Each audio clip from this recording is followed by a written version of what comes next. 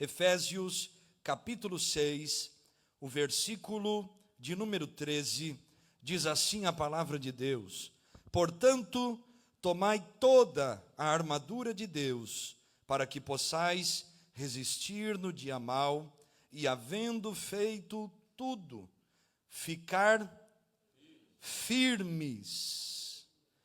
Pai, oramos porque dependemos de Ti.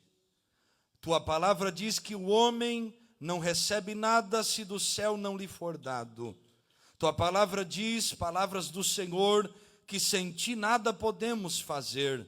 Por isso rogamos que o Teu Espírito fale conosco, que o Senhor nos dê palavra, direção e confirme tão somente o que é Teu, a Tua vontade, a Tua presença, a Tua graça e o Teu temor sobre nós. É o que pedimos em o nome de Jesus. Amém, amém e amém.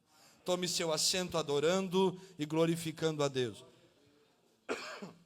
Meus irmãos, Paulo, no capítulo 6 da carta aos Efésios, ele está, como os irmãos sabem, dando diversas instruções aos irmãos, mas especialmente a partir do versículo 10, está falando sobre a importância de nós estarmos fortalecidos no Senhor e na força do seu poder. O versículo 11, Paulo começa a falar sobre este revestimento que vem através de toda a armadura de Deus, para que possamos estar firmes. E este é o foco da importância ou da valorização da armadura de Deus. Firmeza, para que vocês possam estar firmes, tendo sido revestidos por essa armadura que vem de Deus, para, versículo de número 11, para que possais estar firmes contra as astutas ciladas do diabo. Então Paulo, ele está falando sobre esta batalha espiritual em que todos nós estamos, esta luta. E o versículo 12, ele começa a dizer que esta luta, ela não é contra carne e contra sangue, senão contra principados, contra potestades que atuam nas regiões celestiais. Então Paulo está falando sobre a importância de estarmos revestidos desta armadura espiritual, e depois ele vai detalhar esta armadura espiritual, para que possamos ser crentes firmes, que permaneçam, que suportem, que entendam qual é a natureza da vida cristã. Não é carnal, é espiritual. E o versículo 13, ele ainda não explicou o que é a armadura, ele vai explicar depois, a partir do versículo 14. No versículo 13 ele está dizendo: tomai toda esta armadura, para que possais resistir. Paulo está falando sobre firmeza, resistência. Resistir o quê? Ao dia mau, coisas que todos vamos enfrentar. Ciladas do diabo, versículo 11, o dia mau, versículo 13, e depois ele diz, havendo feito tudo, ou seja, suportou, venceu, ele continua dizendo, ficar firmes. Este é o principal propósito da vida cristã, ficar firmes. Tudo que Deus traz a nós, a sua graça, o seu revestimento, o seu poder, o seu fruto espiritual, os dons espirituais, não é para que nós nos afastemos da sua presença, senão que nós nos acheguemos, possamos nos aproximar, possamos desfrutar ainda mais desta comunhão, mas também ter esta firmeza, este posicionamento, esta dedicação aos céus, este entendimento claro de que sem o Senhor na nossa vida não podemos viver. estes valores que são inegociáveis, esta vida espiritual que não pode ser negociada, nem transferida, nem de alguma maneira jogada para outro lugar, senão vivida e praticada. Paulo está falando sobre firmeza, resistência, permanência, posicionamento, porque se nós temos tudo, mas não somos posicionados, de nada servirá ter o que temos. É isso que ele está dizendo aos irmãos. E só depois ele começa a falar sobre esta armadura espiritual e o que ela significa. A couraça da justiça, o capacete da salvação, a espada do Espírito, o escudo da fé, os calçados da preparação do evangelho da paz. O que Deus ministrou ao meu coração nesses dias, para que eu estivesse ministrando aos irmãos, é justamente sobre isso.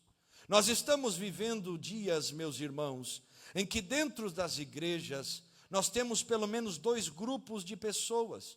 O primeiro grupo é o grupo daqueles que tiveram um encontro com Deus, o grupo dos posicionados, aqueles que amam o evangelho, aqueles que não negociam a palavra de Deus, aqueles que, mesmo tendo pouca força, eles guardam a palavra e não negam o nome do Senhor.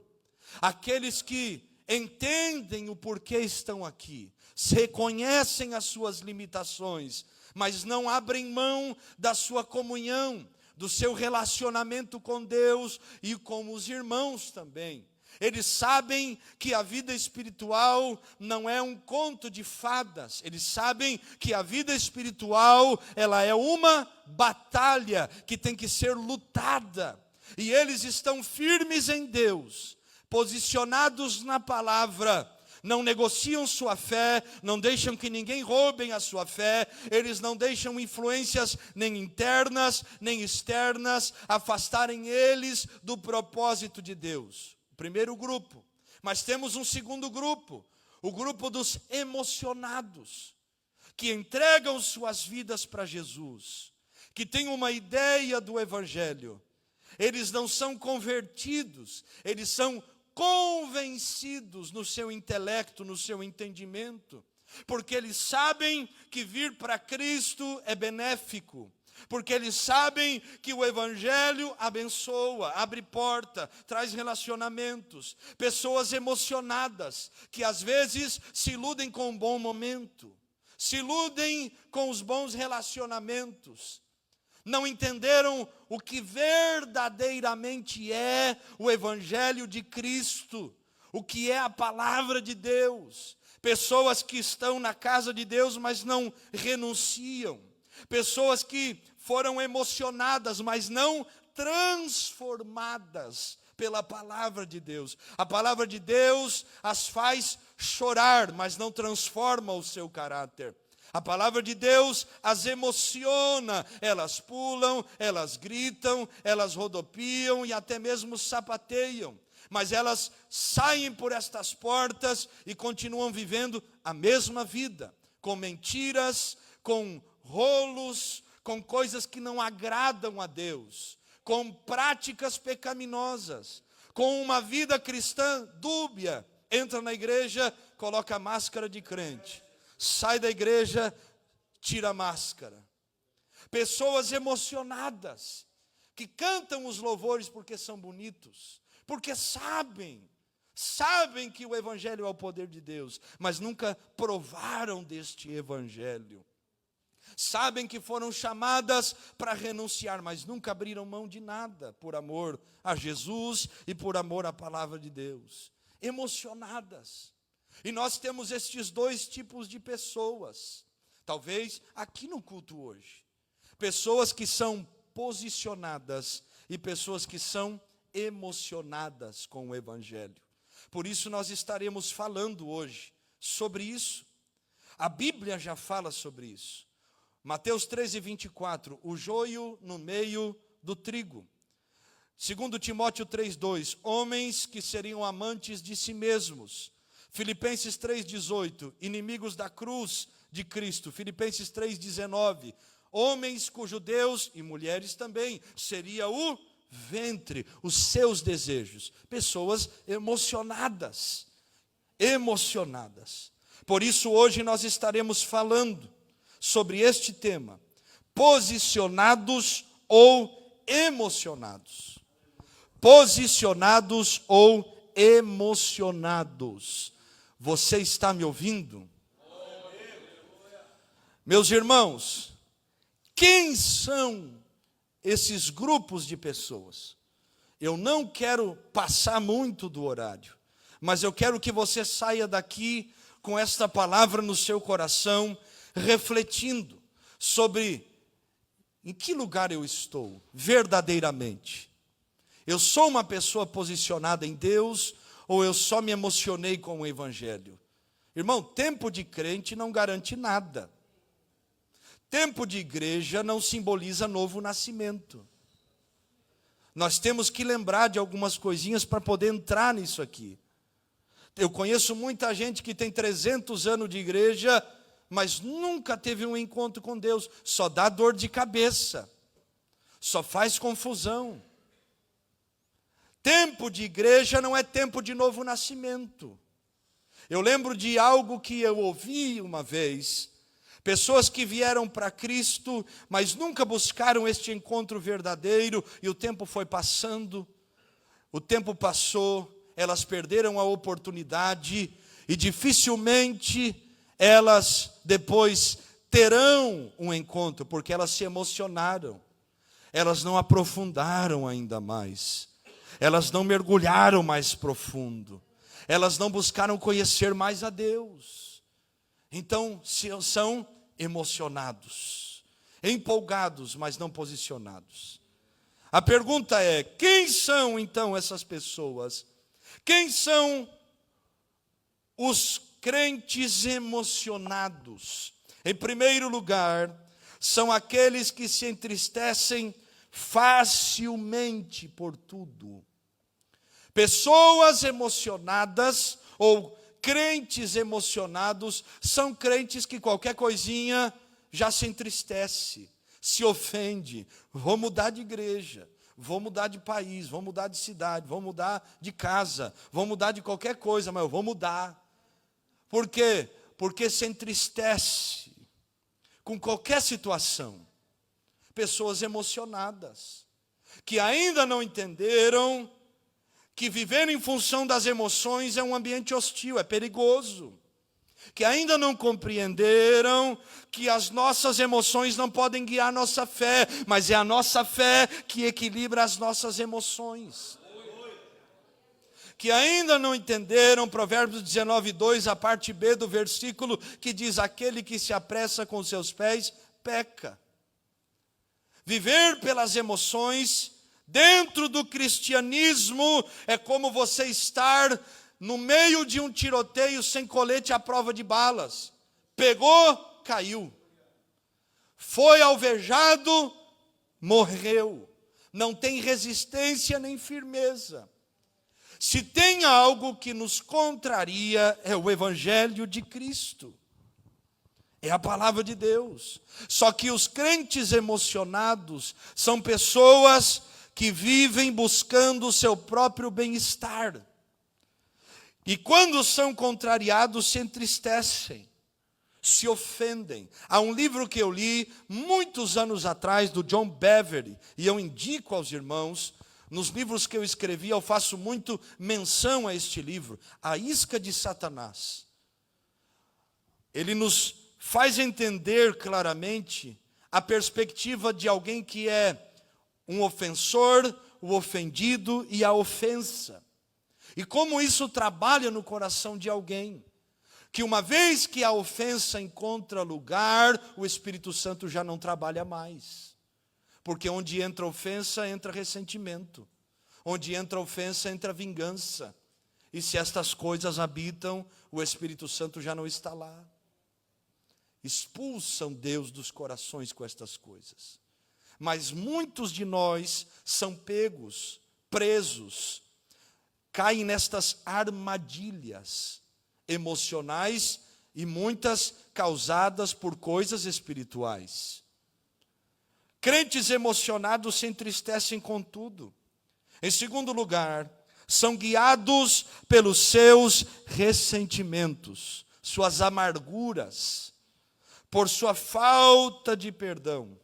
Infelizmente, se nós não amadurecermos na fé, irmãos, nós seremos reféns das nossas sensibilidades ao ambiente, o irmão, a irmã, o que me fizeram. E isso vai começar a influenciar as nossas decisões. Isso vai influenciar as nossas ações. Isso vai nos fazer revelar o coração de alguém que ainda não é posicionado. Irmãos, quanta gente que é emocionada, que se deixa levar pelo ressentimento e produz divisão no meio da igreja. Divisão entre as famílias, que quer se vingar, que às vezes coloca o nome até lá nos voluntários, mas quer servir para mostrar para o outro que ofendeu, que faz melhor. Tem a motivação errada. Pessoas ressentidas são pessoas que não amadureceram, foram tocadas nas suas emoções, mas não foram tocadas no seu coração verdadeiramente, transformadas pelo poder do Evangelho. Pessoas emocionadas, em terceiro lugar, têm uma convicção que oscila. Ele um dia é crente, está no céu, irmão. Uma semana está orando, está buscando, está jejuando, mas aí 2 semanas está desviando. Meu Deus, ora por mim que eu estou fraco na fé. Pessoa emocionada. Irmão, uma coisa é fraqueza, outra coisa é a sua convicção, que está aqui, ó. Eu estou num mau momento, mas não arredo o pé. Eu lembro de uma vez que eu estava carregando uma geladeira com o irmão. Eu não era magro, irmão, era o seguinte, como diz lá na Espanha, de frente parecia que eu estava de lado eu já tinha ido. Já viu? Não vou falar isso, misericórdia. De cima parecia um pingo, né? Parecia um birimbau, né? Meio torto assim, mas magro, irmão. E estava eu e um outro irmão carregando uma geladeira, não tinha tanta força. E aí, quem sabe que já carregou uma geladeira na vida, que tem um pessoal aí que nunca pegou uma geladeira, né? Deus vai visitando eles.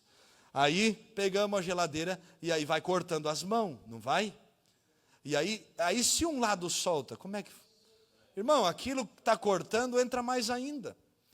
E aí o irmão está lá, vai cair. Eu digo, pelo amor de Deus, corta os dedos fora, mas não solta, varão. Não solta. Aí começou a escorregar minha mão, que vai transpirando. Aí eu falei para ele, meu irmão, vai cortar meu dedo, mas eu não largo isso aqui. A vontade é muita, mas nem que dê cãibra. Vou aqui, bota a perna aqui, vamos segurando. E foi, resumindo, conseguimos levar a geladeira lá. Depois não mexi a mão, mas conseguimos.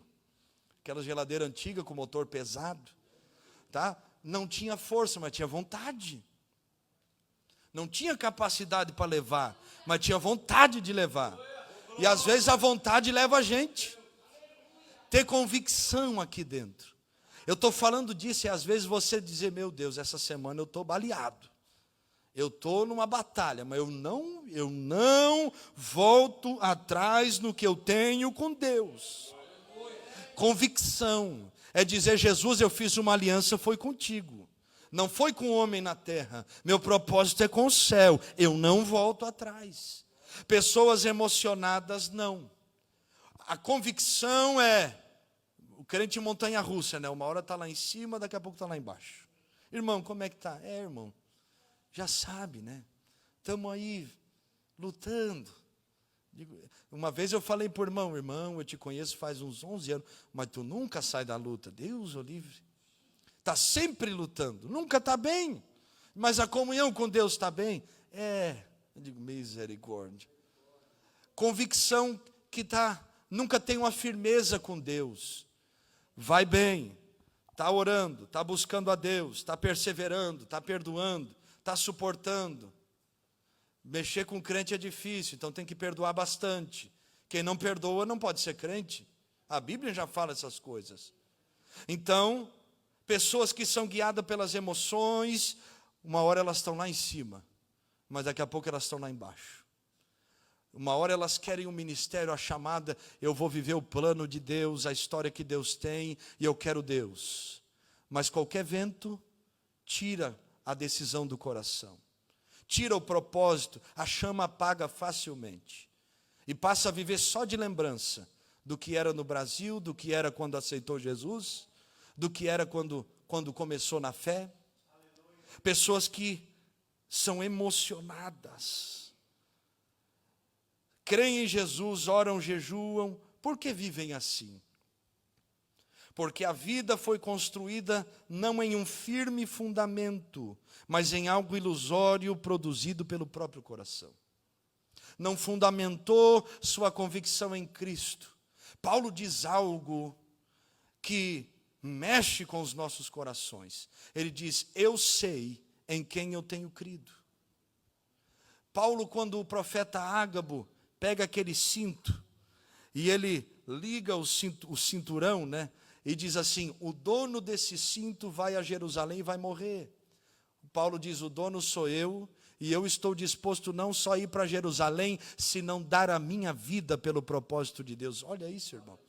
Paulo estava dizendo, meu irmão, tu pode profetizar minha morte, eu não fujo dela. Eu tenho convicção na minha alma. Eu sei quem me encontrou. Ele estava declarando isso. Pessoas emocionadas não conseguem avançar na fé, porque elas estão fundamentadas em outras coisas, nas propostas que foram feitas, nos benefícios que foram apresentados, mas não em Cristo e não na palavra.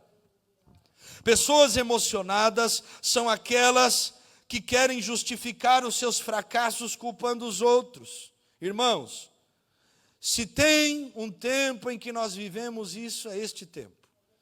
A pessoa se frustra, ela não assume que foi ela. É culpa do outro. É culpa do governo. É culpa, mas não foi trabalhar, mas a culpa é do governo. Não é? A culpa é do diabo. Mas nós aprendemos hoje, se tomarmos toda a armadura de Deus, resistirmos às firmes ciladas do diabo, nós devemos ficar firmes. Irmão, Tiago diz algo sobrenatural. Chegai-vos a Deus e ele se chegará a vós. Sujeitai-vos a Deus, resisti ao diabo e ele fugirá de vós. Tiago estava dizendo, teu negócio não é com o diabo, é com Deus. Se você está bem com Deus, o diabo vai vir, resista, porque ele não terá domínio sobre a tua vida. Mas fica culpando tudo e todos, para não assumir os seus próprios fracassos. São gatilhos, escapes, que são criados dentro das próprias mentes, para nunca assumir uma conversão que nunca existiu, um encontro que nunca aconteceu, algo que foi maquiado, algo que não foi tratado, trabalhado, desenvolvido e amadurecido. Põe atenção em nome de Jesus. Pessoas emocionadas são aquelas que sempre exigem, mas nunca se envolvem. Sempre estão cobrando alguma coisa. Espera aí, tá ruim isso, tá ruim aquilo, mas nunca participa. Dá ideia, mas não se envolve. Eu fui pastor de uma igreja que tinha mais de 10 nacionalidades. Cada um vinha de um país, cada um vinha de uma cultura de igreja e muito diferente. Cada um tinha muita ideia. E aí começou as ideias. Eu digo, não, fiz uma reunião. Digo, ó, irmãos, a partir de hoje eu tenho uma revelação para vocês. Todo mundo ficou olhando. Eu disse, o negócio é o seguinte, se você tem uma ideia, você vai executar essa ideia. Meu Deus do céu, agora eu tinha outro problema. Ninguém que dava ideia. Porque queria dar ideia para os outros trabalhar. E dar ideia, exigir algo para outro fazer é muito bom. Digo, não, tem que comprar, mas não ajuda, irmão. Tem que pintar, mas não bota a mão ali para trabalhar. Tem que limpar. Misericórdia. Eu tinha um pastor que ensinava a gente e dizia assim, que a nossa visão, ela é convidativa. Se nós vemos algo que nos incomoda, é Deus nos chamando para ser solução. E aí aprendemos, vou no banheiro, peraí, tá cheio o lixo, eu não vou chamar ninguém. Vou lá, não vai cair minhas mãos, né? Eu vou lá e tiro o saquinho. Irmã, onde é que tem um saquinho? Eu colocar lá, irmão. E vai lá e organiza. Mas pessoas emocionadas são pessoas que exigem tudo para elas. Ou têm uma criatividade para os outros, mas não tem atitude. Já viu criança? Criança que quer todas as coisas para si. Depois de papai e mamá, Zion aprendeu a falar, es mío. Es mío. Falava espanhol, é meu. É meu. Quer ver quando tem 2 anos, assim, tudo é meu. Pegava o controle da televisão, é meu. Digo, é seu o dia que você comprar a sua. Esse é meu. Vá trabalhar, meu irmão. É assim. Crianças na fé que exigem todas as coisas, toda a atenção. Tudo é delas, tudo é para elas. Tem uma criatividade excelente para os outros. Eu lembro de um irmão que dizia para nós, o problema é que nós temos muito cacique, pouco índio. Muita gente para dar ordem, pouca gente para fazer. E os emocionados são assim, irmãos. Emocionados são pessoas que dão ideias, mas não se envolvem. São pessoas que têm uma disposição na teoria, elas não se envolvem na prática. Não têm a vida do corpo. Elas não se colocam no lugar. Elas querem que alguém as coloque num lugar de honra, aonde elas acham que deve estar, mas não querem o lugar que Deus tem para elas. E olhe para cá, e muitas vezes Deus não vai ter um lugar de honra para você. Eu lembro da frase famosa de Charles Haddon Spurgeon, quando alguém fala assim para mim, vou te honrar, pastor, chega a me dar um arrepio na alma, assim, ó. A gente toma tanta pancada na vida. E o Charles Spurgeon disse assim, como queremos honra em uma terra em que crucificaram o nosso Senhor? Jesus foi honrado enquanto esteve aqui, e nós queremos honra e glória. Não, irmão. Pessoas emocionadas estão atrás destas coisas. Mas quem são os posicionados? Posicionados são diferentes. Posicionados são aqueles que, às vezes, eles não têm um conhecimento vasto, mas eles têm o Espírito de Deus dentro deles. É o que João diz na sua primeira carta, capítulo 2. Vós tendes a unção do Santo e sabeis tudo. Por quê? Porque o Espírito Santo vai ensinando. Às vezes ele não sabe explicar o porquê, mas ele sabe que é certo. Sabe que é de Deus. Tem o discernimento. Pessoas posicionadas são aquelas que investem no fundamento sólido. Eu nunca vi alguém chegar numa construção e dizer, meu Deus, que alicerce bonito. Não, a gente admira o quê? O acabamento. Os irmãos que trabalham aí, é o acabamento, é o azulejo, é os móveis, as coisas que não sustentam a casa. O que é que sustenta a casa de verdade? É o alicerce, meu irmão. Tira o alicerce da casa. O que adianta ter um porcelanato lá, um flutuante bonito, alguma coisa, não sobra nada. Pessoas posicionadas são aquelas que investem no fundamento. Aquelas que não buscam outro lugar senão a palavra de Deus. Coloque o texto aí, por favor, de Mateus capítulo 7, o verso 24. Pessoas posicionadas, elas sabem que o seu fundamento está na pessoa de Cristo Jesus. Olha o que Jesus está dizendo. Todo aquele, quem são esses? Que escuta estas minhas palavras e as pratica. Espera aí, vamos entender o versículo. Jesus está dizendo o quê? Todo aquele que escuta e pratica a palavra. eu assemelhá-lo-ei ao homem prudente, que edificou a sua casa sobre a rocha. 25. E desceu chuva, correram rios, sopraram ventos e combateram contra aquela casa, e não caiu, porque estava edificada sobre a rocha. O que é a rocha aqui nesses versículos? A palavra de Deus, os ensinamentos de Jesus, o ouvir e praticar. Pessoas posicionadas são aquelas que investem neste fundamento. Elas entendem o que é o Evangelho que transforma o coração e nos leva a revelar Jesus também ao mundo. O Evangelho que transforma-nos, mas também nos leva a testemunhar da palavra de Deus. Pessoas posicionadas são pessoas que não se deixam levar por outras coisas, suportam as chuvas, os rios, os ventos e não caem. Pessoas emocionadas edificam sua casa sobre a areia. As duas casas poderiam parecer até iguais, só que o problema estava onde? Aonde ninguém via, no fundamento. E qual foi o momento em que o fundamento se revelou? No dia da tempestade. Naquele dia que choveu muito, os rios correram e sopraram os ventos, revelou que tipo de fundamento tinha. E a pergunta que eu lhe faço é: quando você está passando por momentos de dificuldade, ou até de bênçãos, quando você está passando pelo vale ou pelo monte, que tipo de fundamento é revelado na sua vida? De alguém que está firme em Deus e na palavra de Deus, ou alguém que se emocionou com o Evangelho, mas não criou raiz em Deus? Pessoas emocionadas têm investido no seu fundamento. Fundamento não é exterior, é interior.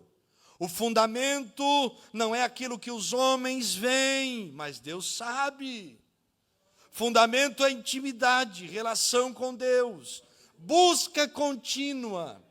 Não é viver do evangelho pregado no culto, mas é o culto o resultado daquilo que eu já venho buscando em Deus. Aí chega no culto e Deus confirma o que já havia falado comigo.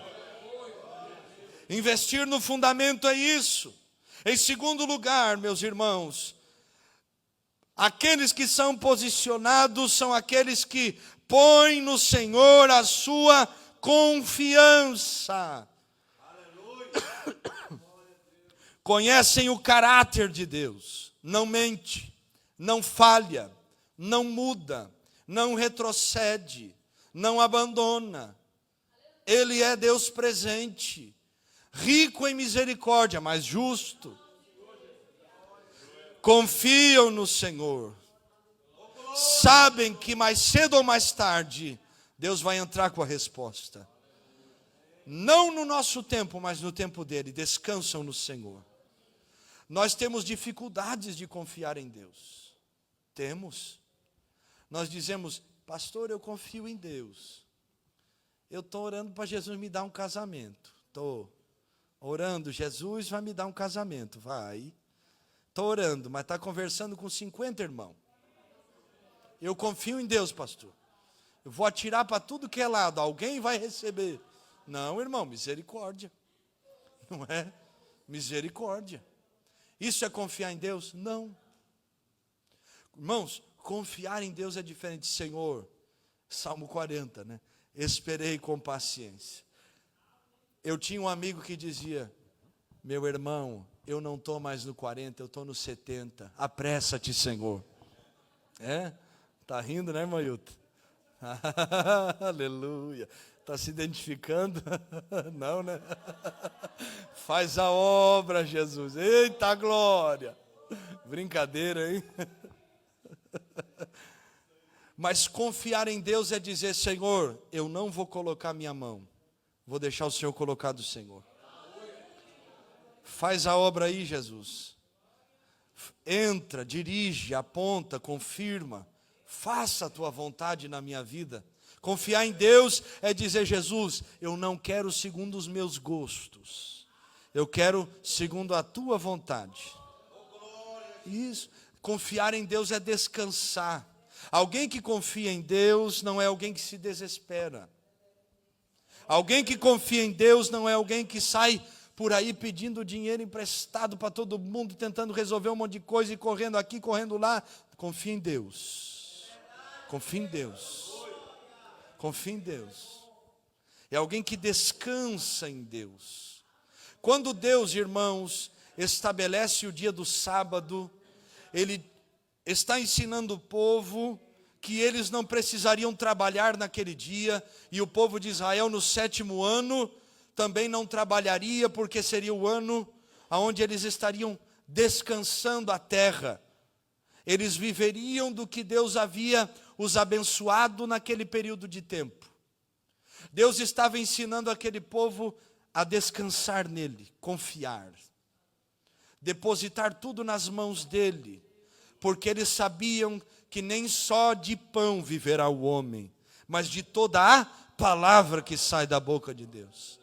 Então descansar em Deus é isso. Quando nós estamos na graça e nós entendemos a graça de Deus, nós sabemos que o nosso sábado não é mais um dia, mas é a pessoa de Cristo. Então nós não descansamos mais sábado, mas segunda, terça, quarta, quinta, sexta, sábado e domingo. Porque o nosso descanso está no Senhor. Está no Senhor. Já viu aquele irmão que está no hospital e o parente está lá, num estado terminal, e ele está lá como se nada tivesse acontecendo, cantando o hino da harpa, junto com a outra pessoa que está no leito, descansado em Deus. Eu não pergunto a Deus o porquê, porque eu sei que o que Ele faz é o melhor. Eu não questiono a Deus, eu confio, e está lá adorando a Deus, exaltando o nome dEle, descansando naquele que sabe o porquê, conhece o amanhã. Já viu aquele crente que está passando uma provação difícil, dura, mas ele não murmura, ele não se desespera, ele só, eu sei quem cuida de mim. Eu sei quem cuida de mim. Eu passei momentos na minha vida, principalmente ministerial, me chamaram para pregar um dia, eu já falei alguma vez algo para os irmãos, eu e um amigo meu, cada um ia ter 15 minutos. Estávamos pintando uma casa, fizemos um propósito. Vamos jejuar todo dia até às 5 da tarde essa semana, porque nós vamos pregar os 15 minutos. Chegou no dia, não teve oportunidade, mas o jejum valeu. E eu ia entregar o jejum, eu morava sozinho, morava num barracão, se diz assim, barracão? Barracão nos fundos da casa dos irmãos, que tinham lá, o irmão guardava o cavalo dentro da casa, tirou o cavalo, nós limpamos, eu fui morar lá dentro. Eu amarrava a porta da casa com a cordinha que eu tirei de uma bermuda lá, irmão, ó, com um parafuso lá, era mistério. 18 anos. Colocamos um apelido no lugar, o Cafofo Missionário, lugar da bênção. Reuni os irmãos para orar, tinha um que se emocionava, deu um soco na parede, caiu o reboco da parede, digo, meu irmão, é oração, é para abençoar, né? Não é para levantar, não é para destruir. Mas pensa no lugar que Deus nos deu experiência de renovo. Irmão, estou sentado um dia lá, sábado, antes de pregar, Jesus, eu vou entregar o jejum, mas é para tomar água, Jesus. Não vou pedir para ninguém, eu trabalho, não tenho dinheiro hoje, é porque não recebi. Não vou sair por aí, não vou me desesperar, coração em paz. Sentei na cama e disse, obrigado, Jesus. O Senhor não permite nada sem um propósito e eu te agradeço. Deitei e pensei, vou dormir um pouco, trabalhamos a semana inteira, descansar um pouquinho, dar uma cesteada, enchi a barriga d'água e vamos para o culto depois que vai ser uma benção. Bate na porta do Cafofo Missionário uma irmã que todo mundo dizia que era louca na cidade. Ela ia na igreja, o coque meio assim de lado, assim na metade da cabeça. Irmão do céu, se você visse ela, você ia dizer, é verdade. Chegou lá, Marcelinho, porque meu pai também era Marcelo, eu era Marcelinho. Marcelinho, Deus falou comigo. Eu vim aqui hoje, ela fazia uns bolos, irmão, coisa mais boa. Tipo assim o que a irmã Simone faz, a irmã Milena, as outras irmãs. Aí ela bateu na porta e disse: Deus me mandou vir aqui. E, irmão, uma bandeja assim, cheia de coisa. E disse que era para trazer tudo que eu tinha de melhor para ti. Eu fiquei olhando para ela e pensei, mas não era louca. Ele cuida, Ele faz, Ele conhece. Ele é aquele que cuida daqueles que nele esperam. Eu poderia contar para você tantos e tantos testemunhos. Às vezes sentado, tinha um banquinho lá em casa, uma mesinha que o meu avô usava para ir para os rodeios, quando era mais novo. E levava aquelas mesinhas que abria e fechava, tinha um tamborete, chamamos de tamborete lá no Rio Grande. Sentava no tamborete e dizia: Jesus, eu preciso hoje é que alguém me dê um abraço. 5 minutos depois o irmão batia na porta e dizia: ô varão, vim aqui só para te dar um abraço. Deus conhece. O nosso problema é que nós temos dificuldade de descansar. Dizer: Jesus, eu não vou botar minha mão não. Se é provação, eu só vou dizer: estou nas tuas mãos. Quer me matar, me mata. Quer me levar, me leva. Quer me sarar, me sara. Eu sou teu, faz o que o Senhor quiser. Mas qual é o problema? Nós estamos muito emocionados e pouco posicionados em Deus. Pouco posicionados. Nós estamos preocupados com o lado de fora da casa. E Deus está dizendo: eu quero o alicerce. Eu quero que você esteja firme. Quem tem alicerce é quem tem confiança. Quem tem alicerce é quem espera em Deus. Quem tem alicerce é quem conhece Deus. Sabe, Ele não chega antes e nem depois. Ele sempre chega na hora certa. Aleluia. Tem alguém que confia neste Deus aqui hoje? Quem são os posicionados? São aqueles que abrem mão das suas razões, mas não abrem mão de Jesus. Ah, estou errado. Estou errado então, irmão. Me perdoa em nome de Jesus. Eu não quero saber se eu estou certo, se eu estou errado. Eu quero é Jesus. Então, me perdoe. Quantos problemas Deus me ajudou a evitar? Porque mesmo estando certo, eu fui lá e pedi perdão. Tem gente que não entende isso. Porque o evangelho ainda não entrou. Não tem lugar. Não criou aquela raiz. Porque não é sobre ter razão ou não. Irmão, Jesus tinha razão naquilo que estava fazendo enquanto esteve nessa terra. Está difícil de responder, né?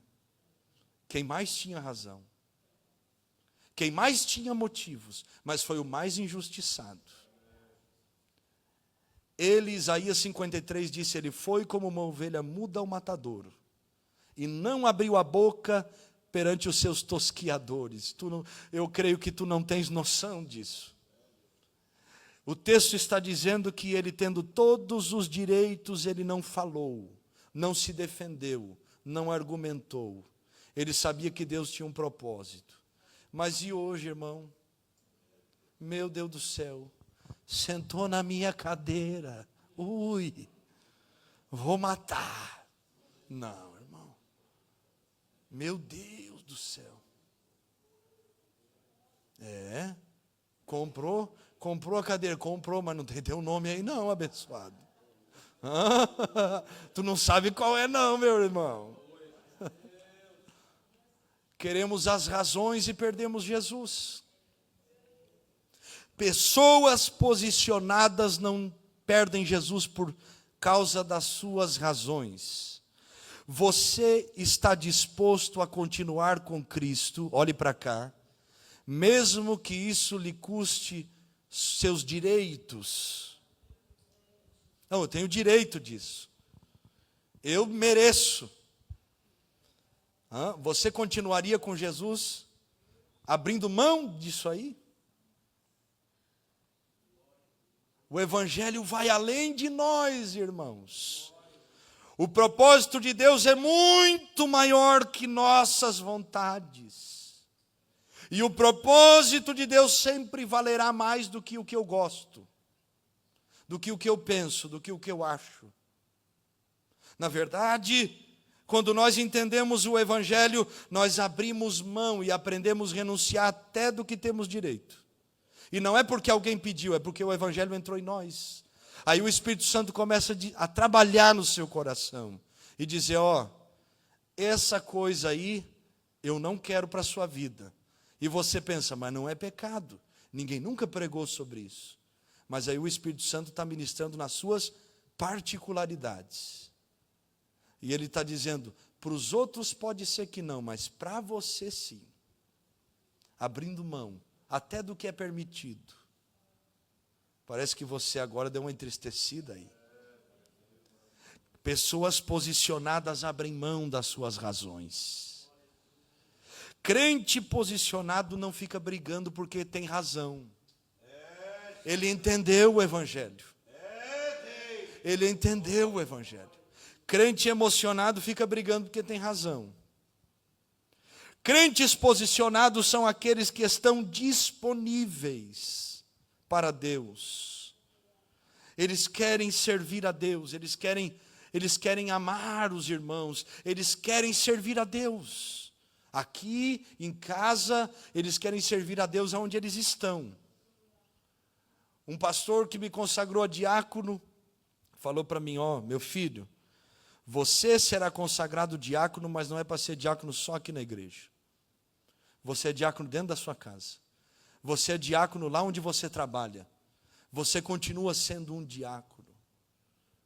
A mentalidade de serviço, o desejo de servir a Deus, não é o cargo, mas é entender o propósito. Eu sou um crente. Eu tive um encontro com Jesus. Eu sei do meu fundamento, é a palavra. Eu sei que o meu Senhor não veio para ser servido. Ele veio para servir. Oh, meu Deus. Pessoas que se disponibilizam para Deus. Ezequiel 22:30, o Senhor estava usando o profeta para dizer, eu busquei um homem que se colocasse na brecha e não encontrei. Será que Deus encontraria aqui hoje, já nesta noite, um coração disponível para Ele? Encontraria em mim, encontraria em você, alguém que quisesse o servir, sem nada em troca, sem benefício nenhum, só por amor e gratidão? Aleluia! É quando nós entendemos o que é servir a Deus de verdade. Crentes posicionados são aqueles que perdoam. Não há como fugir dos problemas a vida toda, mas os que perdoam conseguem vencê-los e usar isso em favor do reino de Deus. Pessoas posicionadas não estão presas na raiz de amargura. A raiz de amargura priva da graça de Deus, contamina e perturba. Raiz de amargura, ela tira a paz. E a principal coisa que ela faz, tirar o céu. Porque Jesus disse que quem não perdoa não será perdoado. Crentes posicionados perdoam. Eles perdoam e não voltam mais no assunto. Eles perdoam e não retaliam os irmãos. Eles perdoam e não buscam vingança. Eles perdoaram. Sabe o que significa perdoar? É dizer, essa pessoa tem uma dívida comigo, mas eu vou perdoá-la. A partir de hoje, não me deve nada mais. Então, se não deve, eu não posso cobrar. É assim, eu perdoo. E aqui eu gosto de fazer uma pergunta sempre. Quanto Jesus lhe cobrou para lhe perdoar? Alguém pagou alguma coisa aqui? Pastor, eu dou o dízimo. Dízimo é gratidão, irmão. Não tem nada a ver. Eu pago o dízimo, não paga não. Paga não. Não tem nem como. Não está no Antigo Testamento, é gratidão. Eu devolvo. Já dizia um irmão, botaram 10% porque na igreja primitiva entregava tudo e para muitos ficou muito pesado, aí diminuíram. Mas é gratidão. Eu só vou devolver porque tem um aluguel para pagar, coisa para manter, despesa, tem conta. Então nós vamos ajudar com um pouquinho que temos. Pronto. Agora, perdoar é fazer isso, abrir mão, deixar, fazer ser livre, deixar a pessoa ser livre, abrir mão daquilo que tem direito e dizer agora, Jesus, está nas tuas mãos. Quanto você pagou pelo perdão que recebeu? Não, pagou nada. Foi de graça. E aí? Pessoas posicionadas perdoam. Quantas pessoas que têm nome de crente não conseguem? Eu lembro de um dia que eu fui com o pastor Lindomar, a pastora Vilcelene orar por uma irmã, e ela dizia, eu não perdoo, e caiu endemoniada. Irmão, vai sair, vai voltar 7 vezes mais, enquanto não perdoar. Em último lugar, para que nós possamos entender o que foi ministrado hoje, nós devemos entender que com Deus é tudo ou nada. Não existe, meus irmãos, meio termo no Evangelho. Ou nós somos posicionados, ou nós somos emocionados. Ou nós somos de Deus, ou não somos. Ou nós queremos Deus, ou não queremos. Lembra da história de que diz que Deus e os anjos estavam de um lado do muro, e o diabo e os demônios do outro lado, e o irmão estava em cima do muro. E Deus e os anjos estavam gritando, vem para cá, vem para cá. E o diabo e os demônios em silêncio. E ele faz uma pergunta a Deus, por que vocês estão me chamando e eles não estão falando nada? E o diabo vai lá e responde, porque o muro é meu. O meio termo pertence a mim. Meio termo no Evangelho não existe. Não existe meio crente, não existe meio novo nascimento, não existe meio encontro com Deus, não existe meia prática da palavra. Tudo que é meio é porque nunca foi, é falso, não é verdadeiro, não é completo, não é inteiro. Com Deus é tudo ou é nada. Lucas 10, 27, o Senhor está falando, citando a Shema, o maior mandamento, e respondendo, ele disse, amarás ao Senhor teu Deus de todo o teu coração. Não é 80%, nem 50%, nem 99%, é de todo, como se houvesse um espaço vazio, e todo o espaço vazio fosse preenchido. E de toda a tua alma, e de todas as tuas forças, e de todo o teu entendimento, e ao teu próximo como a ti mesmo. Irmãos, eu lhe pergunto com carinho, respeito e com temor, amamos o Senhor de todo o nosso coração, com todas as nossas forças, com toda a nossa alma, com todo o nosso entendimento? Nós amamos a Deus. Deus é o principal motivo dos nossos pensamentos. Pensamos nele quando vamos dormir, quando acordamos, quando estamos trabalhando. Deus governa este coração e o teu coração. Amamos ele com toda a nossa alma. Estamos aqui porque desejamos o Senhor, porque amamos o Senhor, porque entendemos que com Deus é tudo ou nada. Eu me lembro de uma irmã que brincou muito com Deus, muito. Fez muitas coisas, mas dividiu igreja, falou mal, bateu na cara de pastor. Ela congregou comigo.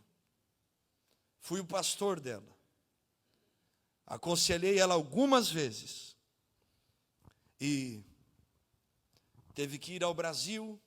Eu estava lá quando a pastora, o Zaio nasceu, a enfermidade, toda aquela situação. E justamente ela vai para a cidade onde eu estava. ela fica doente e vai para um hospital. Quem estava de enfermeira no hospital naquela noite era uma irmã da igreja, da Regional Formosa. Imaginou, porque tinha visto uma foto da obra missionária e tinha visto ela. Tinha características um pouco raras, incomuns. E ela reconheceu a irmã, me ligou: pastor, a irmã está aqui. Eu digo: como pode? Liguei para alguns irmãos, eles falaram: sim, pastor, ela está afastada. Ela se separou do marido, fugiu, recebeu uma herança, gastou tudo em bebida. Foi obreira, brincou com Deus.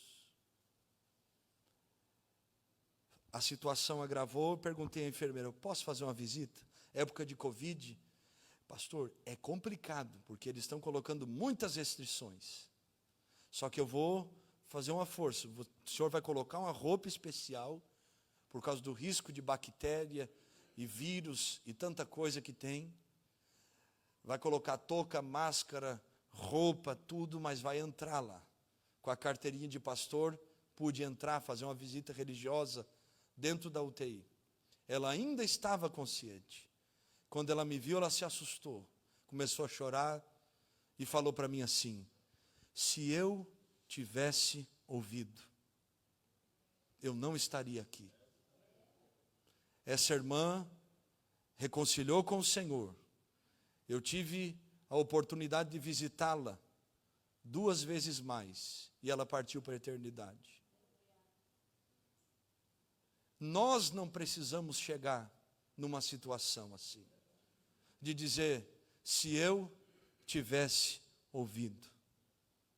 Eu já visitei pessoas em que eu fiz uma visita, não sei se o Felipe lembra, depois de uma escola bíblica, 13h, ela faleceu às 20h, segunda-feira pela manhã eu estava fazendo o velório dela. Se tivermos dado crédito, se entendermos que Deus quer levantar uma igreja posicionada, mas não emocionada, que não maqueia as coisas, não coloca elas debaixo do tapete para esconder os problemas e todo mundo achar que está tudo bem. E na verdade Deus olhando de cima e sabendo, está escondido, estão achando que está normal, mas eu sei. Deus quer levantar um povo posicionado, que confessa a tentação para não confessar o pecado, que foge da aparência do mal, que guarda a sua boca, guarda os seus pensamentos, porque quer ter paz com Deus, e não quer negociar a palavra que Deus tem dado. Fique de pé nesta noite. Deus não nos quer pela metade, e sabendo disso, meus irmãos, vamos viver de braços cruzados. Você que está em casa, que tem a oportunidade de fazer algo diferente, faça em nome de Jesus. Tome uma decisão com Deus, de posicionar-se. Deus está nos chamando para este posicionamento. Deus está chamando o seu povo não o negocia, o seu povo não o abandona, o seu povo não volta atrás, o seu povo não tem preferências, eles querem Deus e o céu, e tudo que diz respeito a Ele.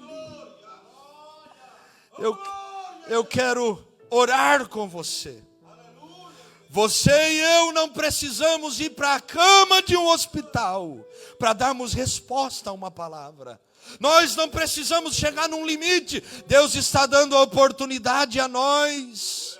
A porta da graça está aberta. Deus está nos chamando para um concerto com Ele. E não é um concerto para estar bem diante dos homens. É um concerto para estar bem diante do céu. E o Senhor pergunta a nós: até quando brincarão com aquilo que é sagrado?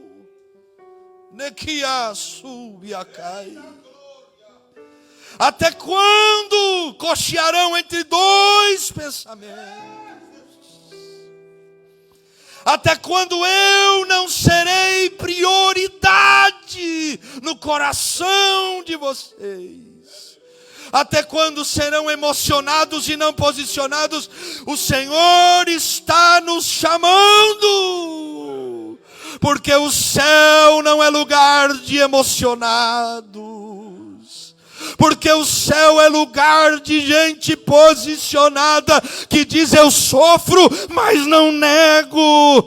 Eu não arredo o pé, eu não troco Jesus por nada. Abacamantoia sevaquia da subiacai. Iriba sobia kia teva. Em o nome de Jesus Cristo, posiciona-te em Deus. Nós vamos orar agora. E eu lhe peço nesta oração, seja verdadeiro com o céu. Diga: Senhor, eu sei, me ajuda, eu preciso. O Senhor me vê quando eu estou sozinho dentro de um quarto escuro, quando eu entro no banheiro e ninguém está comigo. O Senhor me vê quando eu tenho aquelas conversas com outras pessoas, desonrando a aliança que eu fiz matrimonial. O Senhor vê. Deus está nos chamando. Tira a máscara. Deixa Ele tirar a casca da ferida. Deixa Ele tirar as infecções e começar a curar a nossa alma. Aleluia. Seja verdadeiro com Deus. Samanaketova semanai. Uribakantoya seva. Taramakomiananda subia que mananagaso que baia. Anamanchore que anda sou. Darabasu que amanto resia fote amaia. Iriboa somianto que ai. Estende a tua mão sobre nós desta tarde, ó Deus. Nós estamos aqui depois de ouvirmos a palavra que o Senhor nos deu, pedindo: guarda a tua palavra dentro do nosso coração.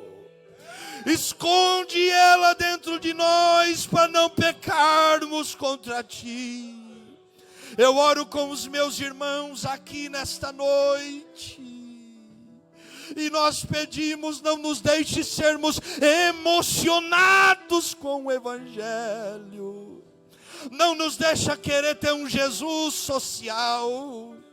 Um Jesus que nos abençoa, mas não tem liberdade de nos confrontar. Não nos deixa ter um evangelho que massageia os nossos pecados de estimação, mas não nos liberta. A tua palavra diz: conhecereis a verdade e ela vos libertará. Nós oramos e pedimos: liberta-nos de nós mesmos.